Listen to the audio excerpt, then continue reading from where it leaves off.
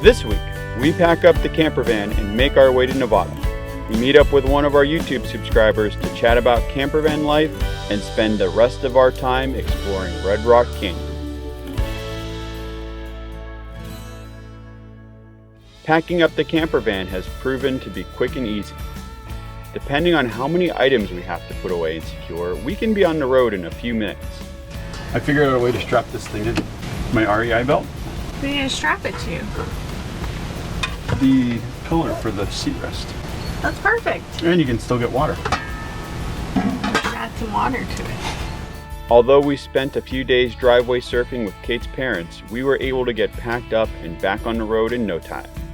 So this is what the back looks like with all of our stuff packed up.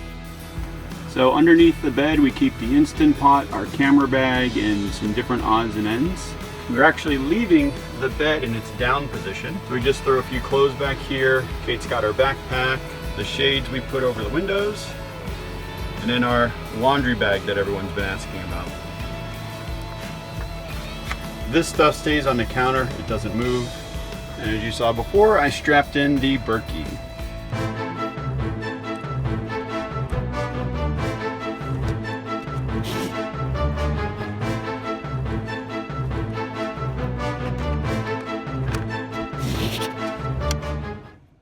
Before we got on the road, Kate's parents offered to let us fill our camper van's 30-gallon freshwater tank. Since we plan on off-grid camping in the desert, we were happy to accept. When it was time to leave, Leo decided to pull a speed bump.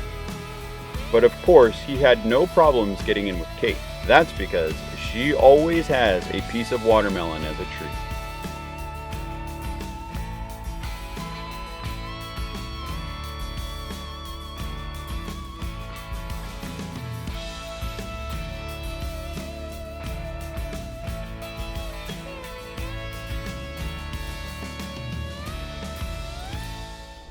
Well, off to Vegas.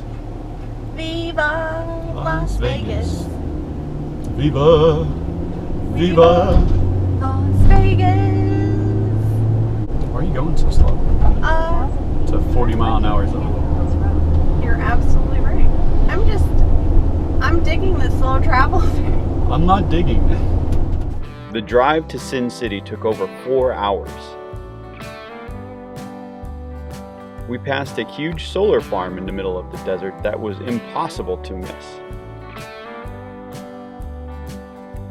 Kate and I absolutely loved the accessibility of camper van life.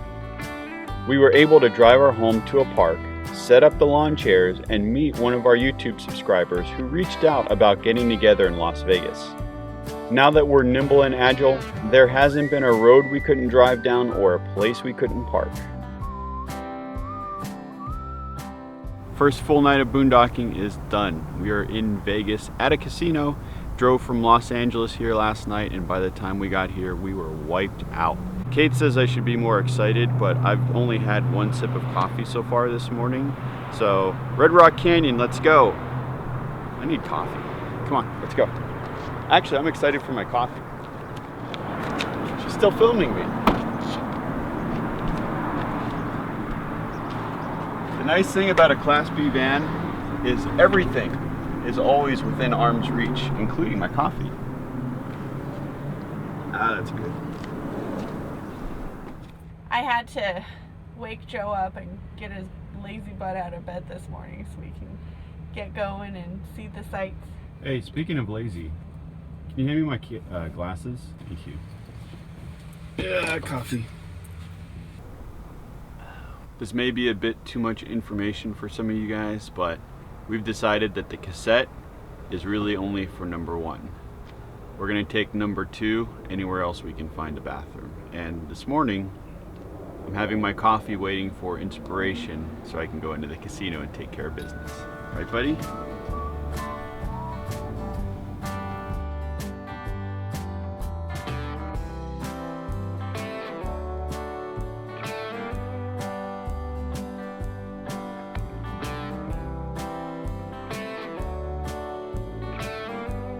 We made it! Red Rock Canyon!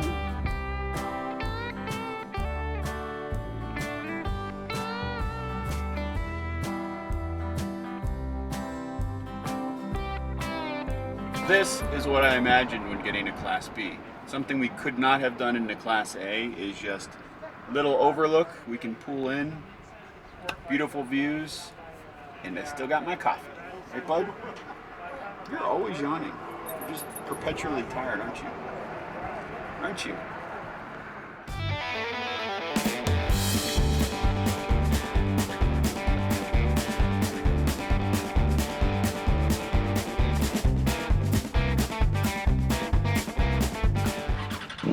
That is how you know.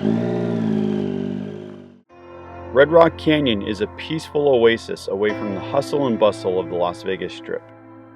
We drove the camper van on a 13-mile scenic drive to take in its beauty.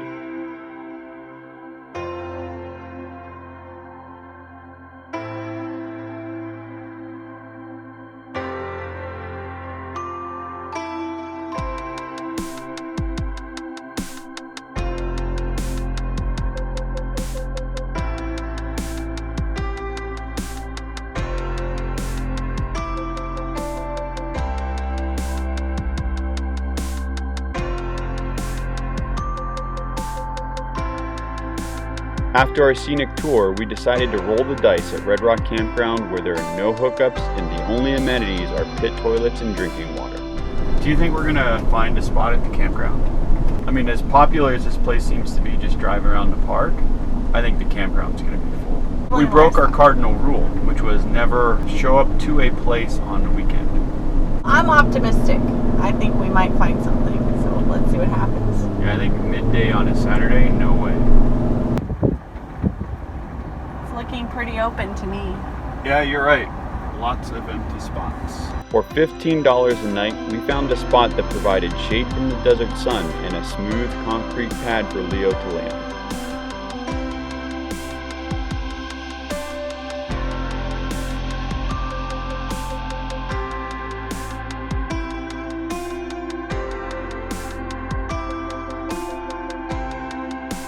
After getting set up, Kate tried to put up our hammock by securing it to the gazebo, but it didn't quite work out the way she had hoped.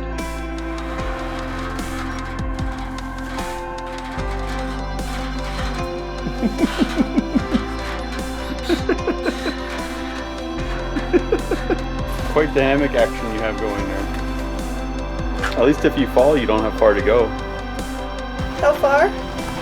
Inches. Okay. At least it won't hurt. Yeah, you're almost touching the ground now. Leo, what do you think about this? Hey, bud. Leo. I would say this is a hammock fail.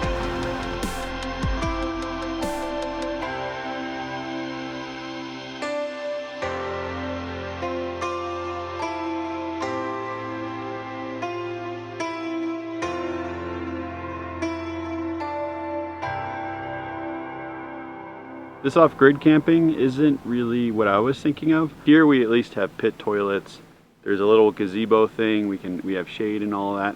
I think we need to get out in the desert and dig holes, stuff like that. That to me is really off-grid. So we're like semi-off-grid here. That's really off-grid. A lot of people have said that the camper van is going to be too small for us. I disagree. It's a little tight in there, but this is our backyard. And it's really about living not in the camper van, but out of the camper van. So we can put our chairs out, sit outside, enjoy nature, and really use that. I mean, this is gorgeous. I don't mind having backyards like this all the time. Cheers.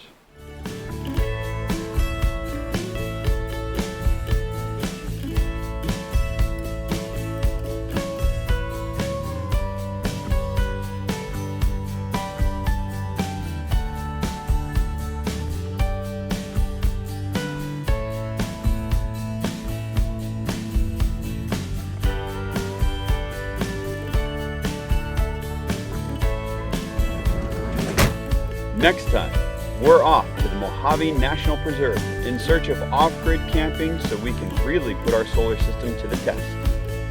How many days will we last in the barren desert before we pack up for greener pastures?